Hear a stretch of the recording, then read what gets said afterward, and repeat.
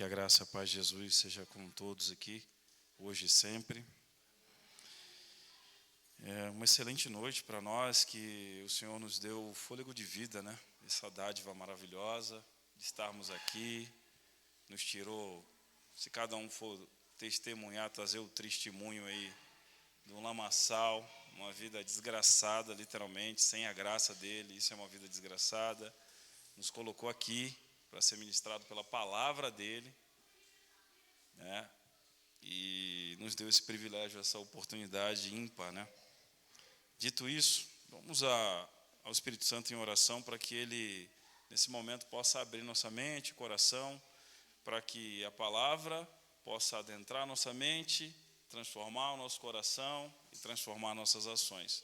Esse é o objetivo da oração, porque não sabemos orar como a palavra de Deus diz, mas o Espírito Santo converte as nossas orações, segundo a vontade de Deus. Então, ó Espírito Santo de Deus maravilhoso, nesse momento ao qual o Senhor nos oportunizou com o dom da vida, nos trouxe até aqui. Uns pode ter alguma outra mazela de saúde, mas nenhum dos homens de Deus choramingou as dificuldades de suas saúdes, só foram avançando. Nos traz esse entendimento, abre a nossa mente, coração.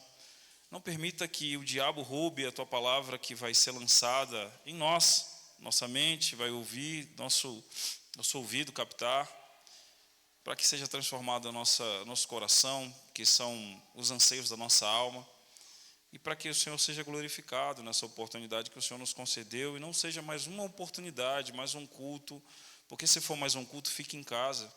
Aqui viemos como reunião dos santos para trazer o nosso culto, que é a nossa vida, ao Senhor, apresentá-la diante do Senhor, com honra e glória. Que o Senhor nos ajude, ó Deus, que o Teu Espírito Santo nesse momento trabalhe em nossa mente e coração, para que a gente não disperse, para que a gente fique focado no que o Senhor vai usar através da vida desse miserável que vos fala. Então usa a minha vida para, de forma didática, a Tua palavra seja entendida e, depois de entendida, aplicada em nome de Jesus. Amém. O texto ao qual o Espírito Santo de Deus trouxe ao meu coração foi Romanos 12. A gente também vai ler 2 Coríntios 9, tá? Mas justamente para entender algo que o Senhor colocou ao meu coração. E a minha é a corrigida, eu estou com a versão hoje Almeida, né? A revista corrigida. E o texto inicia assim, no primeiro verso: Rogai-vos, pois, irmãos, pela compaixão de Deus. Então, ele pede que a gente peça pela essa compaixão maravilhosa, que apresenteis os vossos corpos em sacrifício vivo, que é o que estamos fazendo aqui, santo e agradável a Deus, que é o vosso culto racional, sem meninice, totalmente centrado na palavra do Senhor. No 2 ele vai dizer: e não vos conformeis com o sistema desse mundo, né? Mas transformai-vos pela renovação do vosso entendimento, para que experimenteis qual seja a boa, agradável e perfeita vontade de Deus para as vossas vidas. Porque, pela graça que me é dada, digo a cada um dentre vós, que não saiba mais do que convém saber, mas que saiba com temperança, conforme a medida da fé que Deus repartiu a cada um. E vou ler mais um verso aqui. Porque, assim como em um corpo, temos muitos membros, e nem todos os membros têm a mesma operação no nosso corpo humano. Esse texto está usando a analogia do próprio corpo humano, mostrando a função de cada um para a glória de Deus.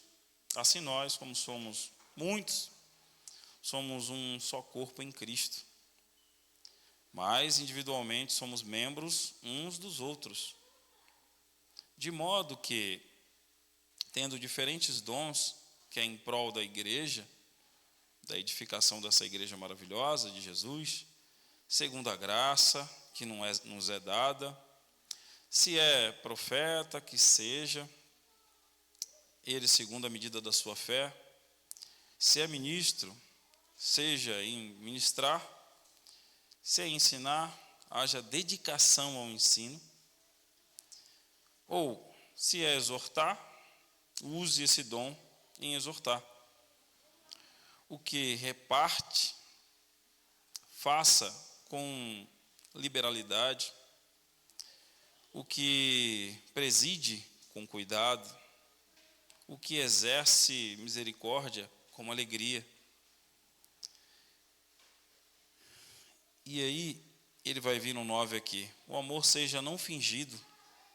Aborrecei o mal e apegai-vos ao bem.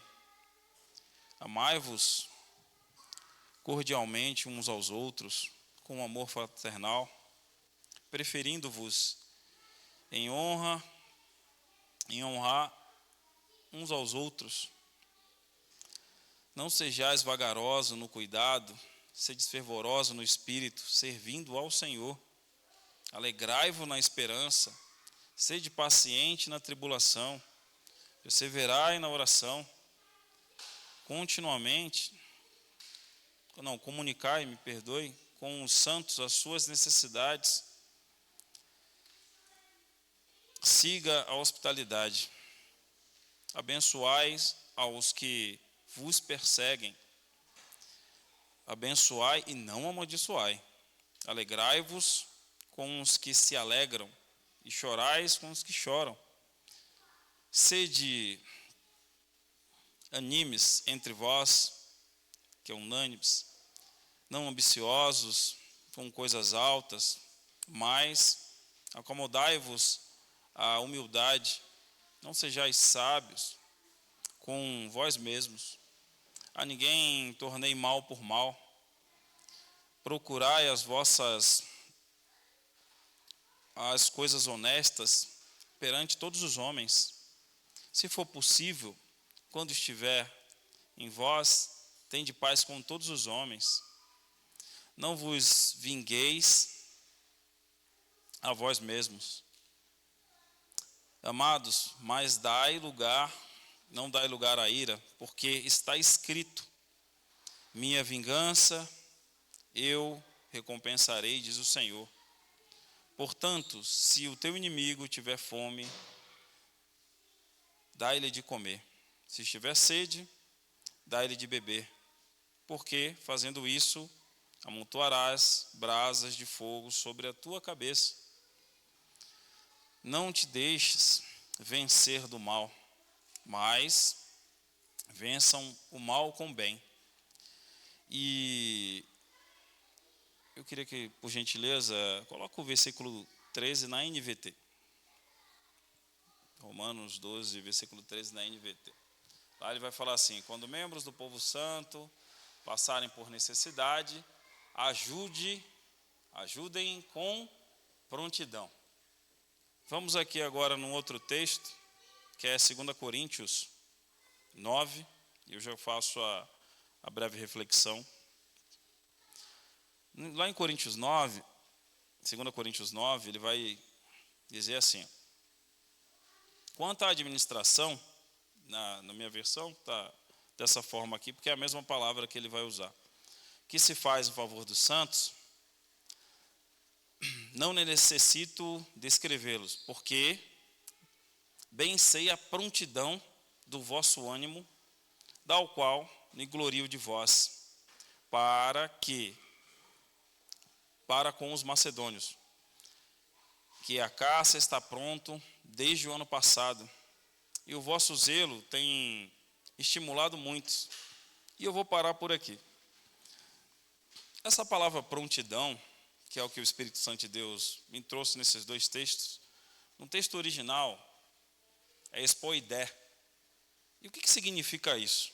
E aí eu vou pegar a definição que eu anotei aqui no celular, para trazer a definição literária sobre o que significa isso no nosso idioma, só para ficar mais fácil a compreensão. E lá está assim: prontidão é o estado de estar preparado, alerta e disponível para agir imediatamente.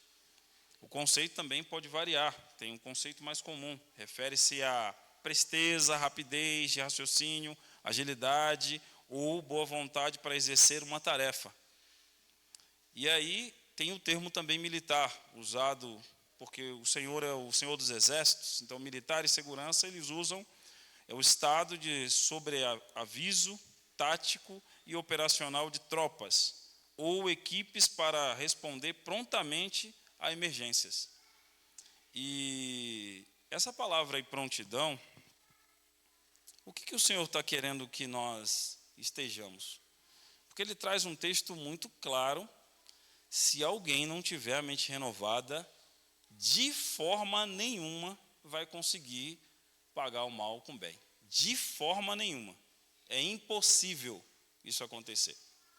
Se você não tem a mente transformada por esse Jesus, se você ainda não teve esse encontro, está embaraçado, com seu coração embaraçado com as coisas dessa vida, é impossível que alguém te dirija uma ofensa, que você nem deveria se ofender, porque isso é muito pior do que o que essa pessoa está falando, segundo Spurgeon e segundo a Bíblia também. A gente deveria vestir a carapuça e falar: isso mesmo, meu irmão. Só Jesus para salvar a minha vida. Mas, prontamente, o Sigmund Freud tem uma frase que eu sempre repito aqui que eu acho maravilhosa. Ele diz que o ser humano ele se defende de qualquer ataque, mas é imune a elogios. Então, ele é um ímpio, ateu. Não sei se todos sabem, Freud era um ateu. E o que a palavra de Deus quer que nós, trazendo a memória com a questão da prontidão? Essa prontidão em servir ao Senhor. Servir ao Senhor é servir ao próximo. Porque o próprio Jesus, quando veio aqui, ele não veio para ser servido. Ele deu o exemplo.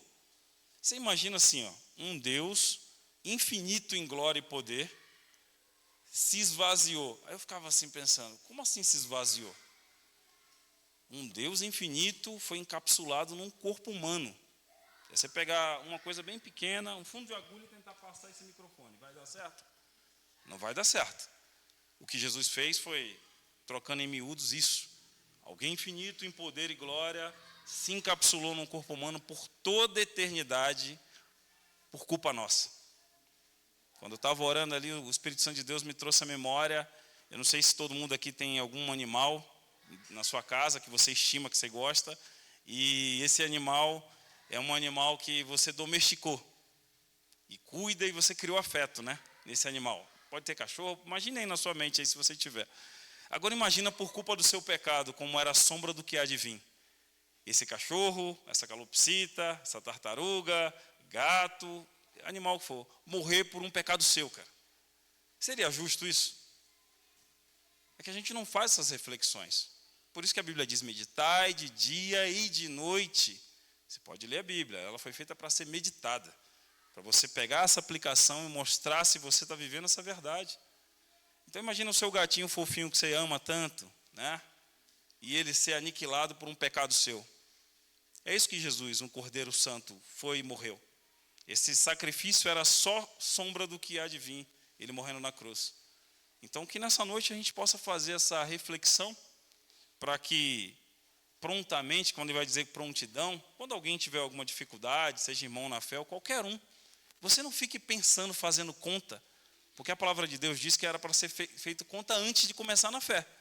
Porque Jesus, o caminho sem volta, que não é nada legal, Jesus nunca foi legal, né? Que a gente entenda isso. O dinheiro de Jesus que está na sua conta, porque ele que dá a semente. Está lá em Coríntios 9, se você for ler a sequência aqui. Então que nós possamos nessa noite meditar nisso, irmãos. Não seja mais um culto que a gente vai estar às vezes correndo, 1 hora o pastor pregando, 1h20. Cara, que é um momento de a gente se deliciar, cara. Como você se delicia nas suas séries. Então que é um momento... Porque é isso, cara. Recentemente eu peguei um irmão e falei: cara, você aceita um desafio? Ele: topo. Me dá seu celular aí. É Android ou iOS? Android. Escrevi lá bem-estar. E fui olhar os aplicativos que ele mais usado. Qual que vocês acham que era? Porque ele vai classificar Google, WhatsApp, essas coisas como rede social. É uma classificação que o próprio aplicativo faz. Deixa eu dar uma olhada. Você tem a Bíblia instalada? Tem. Deixa eu olhar a Bíblia. O que você acha que aconteceu? 0? Tinha lá tempo 0. É porque eu uso a Bíblia. Vai dar um de Ananias para dar ruim para tu? Não, eu uso a Bíblia impressa, eu não uso no celular. Isso é mentira, cara. Você é um filho do diabo. A Bíblia diz que aquele que mente não é mentiroso, é filho do diabo, tem por pai o diabo. Então, se hoje, eu não vou nem falar de conta bancária, porque aí vamos ter um problemaço.